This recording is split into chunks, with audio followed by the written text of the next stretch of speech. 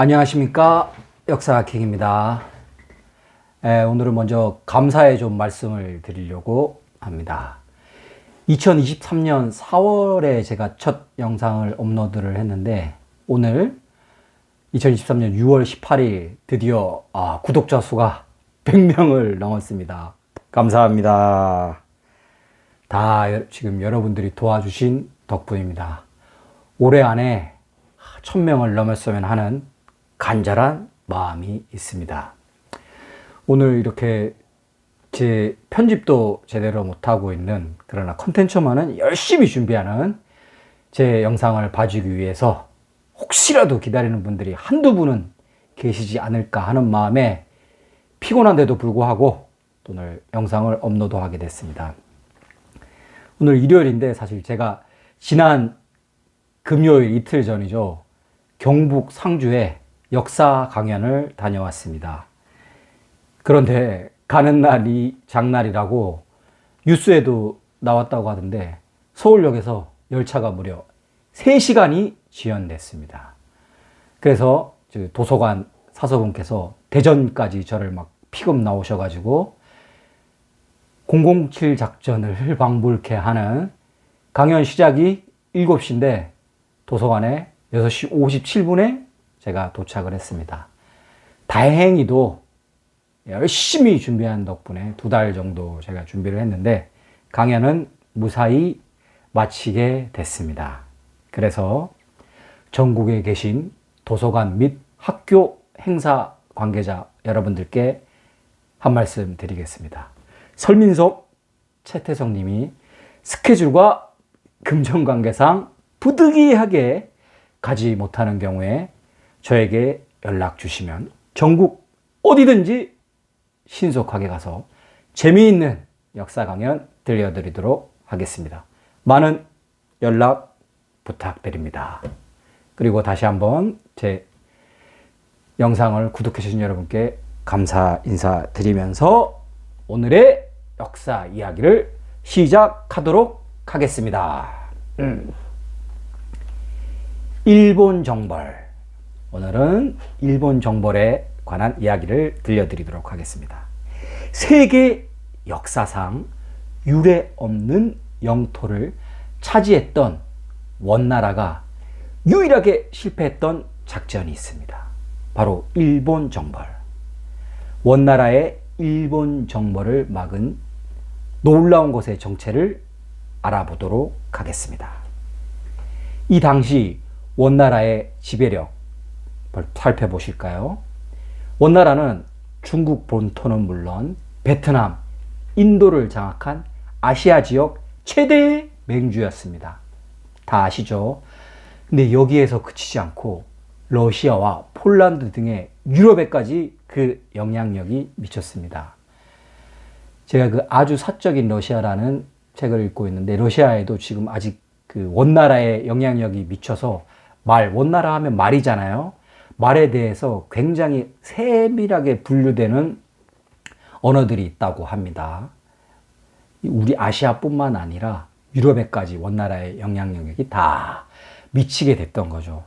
이러니 우리 고려도 원나라의 영향력을 받지 않을 수밖에 없었습니다. 이런 막강한 군사력을 가진 원나라의 공격을 한 번도 받지 않은 나라가 바로 일본이었습니다. 이유는 원나라의 강점이자 약점이 된 바로 해군력이었습니다. 세계 최강의 기마병이었죠. 원나라는 말을 타고 가는데 이 세계 최강의 기마병으로 대륙을 다 휩쓸어 버렸지만 바다에서는 맥을 출 수가 없었습니다. 그래서 원나라는 고려에 해군 기지를 건설하고 고려의 해군력을 이용해 일본 정벌 프로젝트를 수립했던 것입니다. 자, 여기서 우리가 희미하게 기억하지만 잘 모르는, 교과서에 많이 나왔던 정동행성. 원나라가 일본 정벌을 위해 고려에 설치한 행정 업무 기관입니다. 꼭 일본 정벌뿐만 아니라 우리나라에 설치한 기관인데 뭐 일제시대로 보면 조선통독부 정도 되겠죠. 자, 일본 정벌 프로젝트의 규모를 살펴보겠습니다. 원나라는 배 900척을 제작하기 위해서 우리 백성, 고려 백성 3만 명을 전국에서 징벌합니다. 이뿐만 아니라 함선을 제작하기 위한 목재 그리고 모든 물자를 고려에서 조달을 합니다. 그야말로 대규모 프로젝트죠. 자, 여기에 빌런 한 명이 등장하는데 홍다구라는 인물로 우리 고려인이지만 원나라 국적을 취득한 인간입니다. 일제강점기 때 변절한 친일파나 낙가무라가 된 김철수 정도 되겠죠. 부전자전입니다. 이 인간의 아버지는 홍복원이라는 인물로 고려 국경 수비 대장이었습니다. 그런데 원나라가 말을 타고 우리 고려에 침입을 하자 빛의 속도로 항복을 하고 여기서 끝나는 게 아닙니다. 원나라를 위해 충성을 맹세합니다. 훗날 원나라가 고려를 다시 침입할 때 길잡이, 앞잡이가 되어서 선봉에 서는 인간입니다. 아버지를 본받아 홍다구는 우리 이 일본 정벌 프로젝트를 수행하는 공사 현장에서 관리 감독을 맞아서 몽고인보다 더욱더 잔혹하게 고려인들을 몰아붙였다고 합니다. 이 당시 작업 환경에 대해서 제가 자료를 살펴봤더니 상상이 되시죠? 배를 만드는 일이 보통 어려운 일이 아니지 않습니까? 그리고 굉장히 어려운 일입니다. 그래서 공사 현장에서 다치는 일은 다반사고 사망사고까지 발생합니다.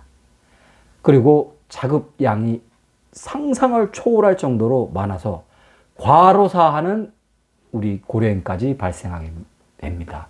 그런데도 홍다구는 막 몰아붙이는 거죠. 뭐하냐? 빨리 공사를 끝내야 된다. 그리고 물에서 장시간 작업을 하다 보니 하반신이 썩어버리는 일까지 발생을 했다고 합니다. 자, 이렇게 해서 1차 일본 정벌의 준비가 끝났습니다. 1274년 900척의 함선이 마산 앞바다에서 일본으로 출격을 하게 됩니다. 사공만 무려 7,000명, 고려군 8,000명, 몽고군이 28,000명이었습니다. 일본은 원나라의 소문을 익히 들어 알고 있기 때문에 사시나무 떨듯 떨고 있었습니다. 우리의 고려 백성들은 남의 나라 전쟁 준비에 강제 동원된 건 또 억울한데 군사 작전에까지 참여하게 되었습니다. 열도 상륙. 어쨌거나 우리 고려 수군 덕분에 원나라 기병부대는 일본 열도에 안전하게 상륙을 하게 됐습니다. 그리고 예상했던 대로 첫 번째 전투에서 대성을 거둡니다. 이제 원나라 군대는 일본 정벌이 눈앞에 왔구나 하고 기세등등하게 되었습니다. 그런데 여기서 원나라 군대는 지금도 이해하기 힘든 결정을 내리게 됩니다. 첫날 전투를 마치고 육지에 머물지 않고 대부분의 병력을 배로 복귀시킵니다. 그리고 그날 밤 선상 파티가 벌어졌죠. 선상 파티가 벌어지고 모두가 깊은 잠에 빠졌습니다. 그런데 엄청난 폭풍우와 태풍이 해안가를 강타하고 우리 고려인의 피와 땀으로 만든 배 대부분이 그대로 수장되고 맙니다. 다음날 전투를 할 병력도 없습니다. 2차 일본 정벌 프로젝트. 원나라는 7년 후 똑같은 방식으로 우리 고려에서 일본 정벌을 준비를 하게 됩니다. 아까 말씀드렸죠. 마산에서 첫 번째 출항을 하죠. 그래서 마산에 몽고의 흔적이 굉장히 많이 남아있게 됩니다. 마산 몽고 진간장 같은 것들이죠. 자, 원나라의 2차 일본 정벌의 날이 밝았습니다. 둥, 둥, 둥. 그런데 믿기지 않은 일이 다시 한번 일어납니다. 일본 입장에서는 그야말로 기적이죠. 원나라 군대가 출병을 했는데 엄청난 태풍이 몰아칩니다. 2차 정벌에서 원나라는 일본에 도착도 하지 못하고 대부분 침몰하고 맙니다. 이 정도면 하늘이 일본을 도왔다고 볼 수 있습니다. 그래서 일본인들은 오늘날까지도 이 두 번의 태풍을 신화처럼 여기고 신처럼 받들고 있습니다. 신의 바람이라고 부르고 있죠. 신, 카미, 바람, 카제. 카미카제는 바로 여기서 유래되었다고 합니다. 오늘 이야기는 여기까지이고 다음 시간에 또 재미있는 역사 스토리텔링으로 돌아오도록 하겠습니다. 남은 주말 잘 보내시고 다시 다음 영상으로 뵙겠습니다. 안녕!